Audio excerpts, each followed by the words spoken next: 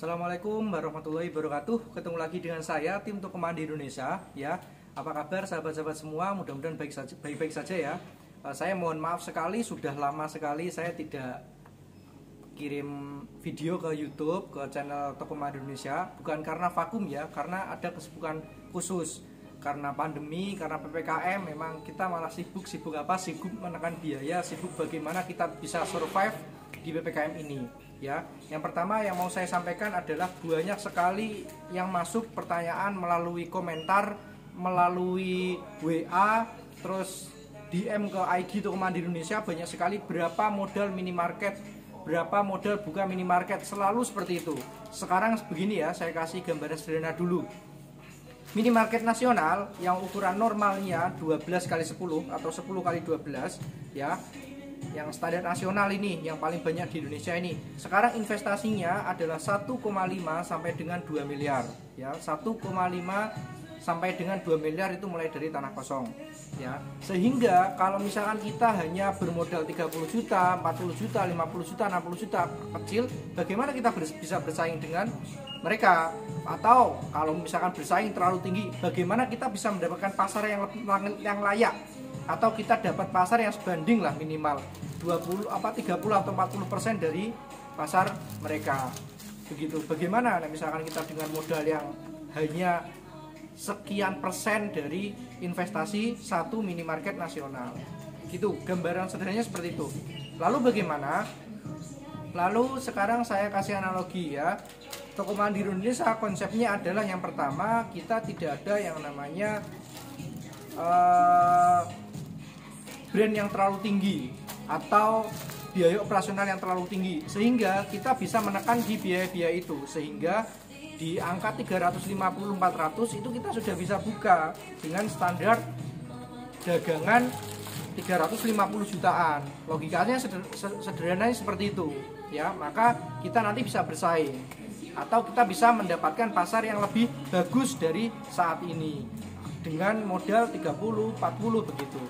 Ya, kalau misalkan kita bersaing dengan yang 2M terus kita di sebelahnya kok cuma 30 juta, 40 juta, ya kita cuman jadi apa ya, istilahnya hanya jadi pengganjal aja, nggak bakalan bisa cepat survive.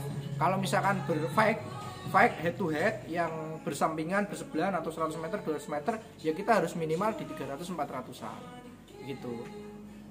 Terus selanjutnya apa sih yang mempengaruhi modal itu? Yang pertama kan tadi, kita harus lihat kompetitor kita.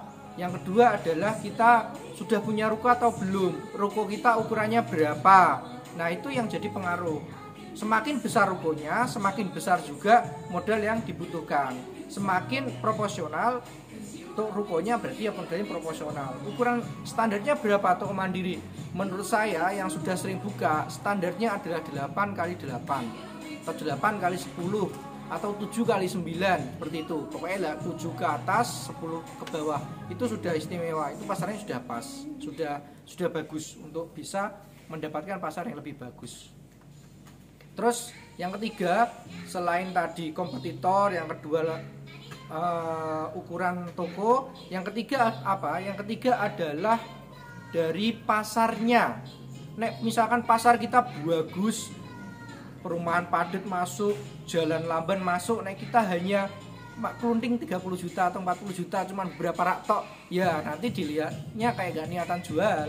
Orang datang ke sana hanya karena lewat mampir, bukan memang pengen datang ke sana untuk belanja, begitu konsepnya.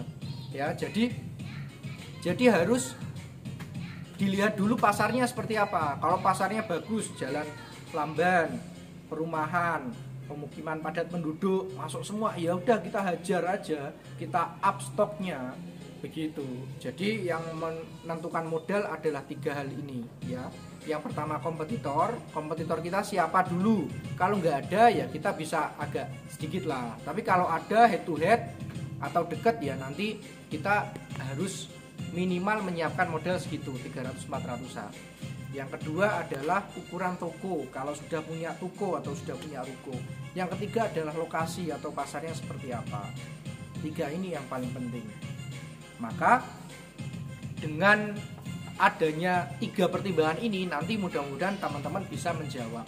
kekuatannya berapa, model kekuatan saya modelnya berapa, terus lokasinya seperti apa, toko saya berapa, gambarnya seperti itu.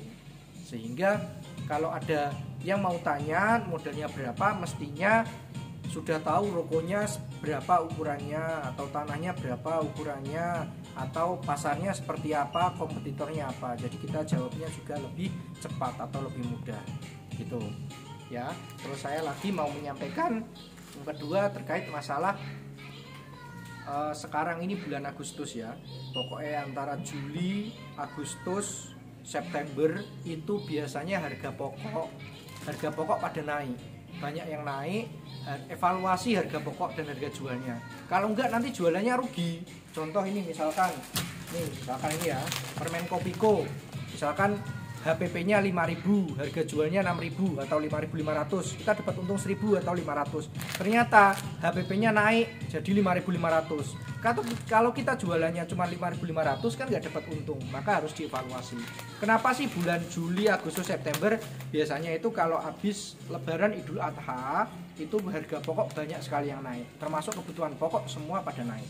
Maka dievaluasi, termasuk ini rekan saya juga sedang evaluasi besar-besaran, cek ya, kalau HPP-nya pada naik ya disesuaikan, kalau HPP-nya yang tetap ya harga tetap, begitu. Jadi konsumen tetap dapat harga terbaik, kita juga dapat untung yang proporsional, jadi bisa bayar operasional, terus PNL juga surplus.